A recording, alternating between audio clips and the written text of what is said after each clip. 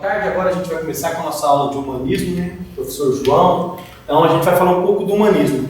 O humanismo é uma passagem, né? É quando a gente começa a passar do teocentrismo, que é Deus no centro, e a gente faz a transição para o antropocentrismo. Então a gente está no período de transição, mas o humanismo ele é mais teocêntrico do que antropocêntrico. Então ele é mais Deus no centro do que o homem, mas já está passando por isso. Então o homem passa a ser mais valorizado com o início do humanismo, tá? A literatura mantém características religiosas, então a literatura nesse período ainda ela é teocêntrica, tá? E aí na Itália podemos destacar várias pessoas, vários autores. Dante Alighieri, com o autor da Divina Comédia. A Divina Comédia é dividida em 3 partes, tá? Primeira parte é o inferno, segunda parte o purgatório e a terceira parte é o céu, né? Ou a glória, como muitos falavam, tá? Aí a gente tem Boccaccio, Petrarca. Em Portugal vai se destacar esse cara, Gil Vicente. Gil Vicente, ele é um autor, foi casado 2 vezes, tem 5 filhos. Depois da sua morte, Paulo e Luísa, os filhos do segundo casamento, eles coletam todas as obras de Gil Vicente e montam um livro póstumo, tá? O livro póstumo é aquele que depois da morte, tá? Então Gil Vicente para nós é interessante, desses todos é o mais interessante.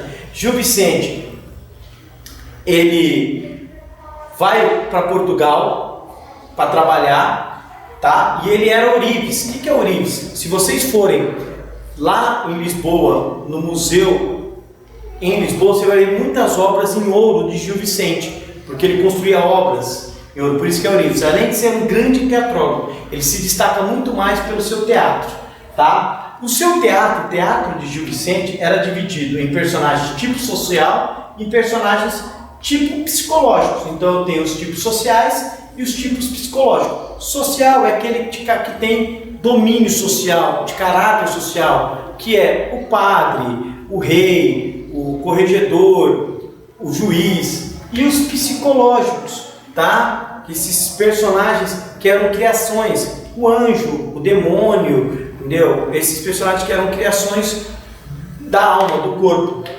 Aqui, eu tenho aqui a imagem da sua primeira obra, tá?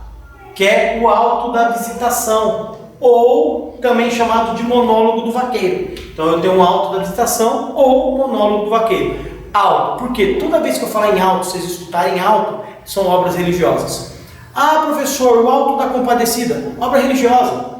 Ah, professor, eu escutei falar que tem um livro, acho que é do João Cabral de Melo Neto, chamado Alto de Natal. Sim, mas na verdade ele é assinado com Morte e Vida Severina, conhecido também como Alto de Natal. Ah, professor, então o Alto da Barca do Inferno também é uma obra religiosa? Sim, tudo que fala em alto é religioso. Então o Alto da Visitação é a sua primeira obra religiosa, ou também Monólogo do Vaqueiro, tá? Personagens alegóricos, dá o corpo e a alma humanos a deuses. Então aqui a gente vai falar de personagens alegóricos, tá? Então vai surgir os seres humanos, eles vão ser deuses, vão ser anjos, vão ser diabos, virtudes. Então muitas vezes esses personagens alegóricos é que vão dar nuance à trama, principalmente dentro dos autos, tá? Dentro desses autos. O espaço é onde que eles vão encenar as peças teatrais. Muitas vezes esses espaços são espaços alegóricos, são espaços criados, tá? Dentro dos lugares.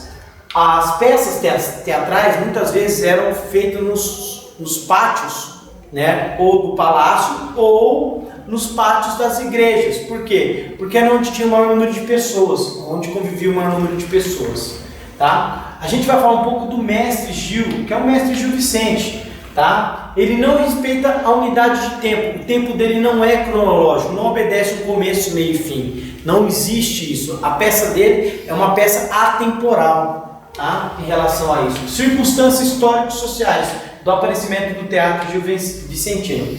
as casas religiosas, que são os templos. Presta atenção, moçada. O ser humano tem fé. O ser humano tem fé. Todo ser humano tem fé. Tá? Ai, professor, mas meu tio, ele é ateu. Coloca uma arma na cabeça do infeliz. Se ele não faz o Pai Nosso. Se ele não pede para nós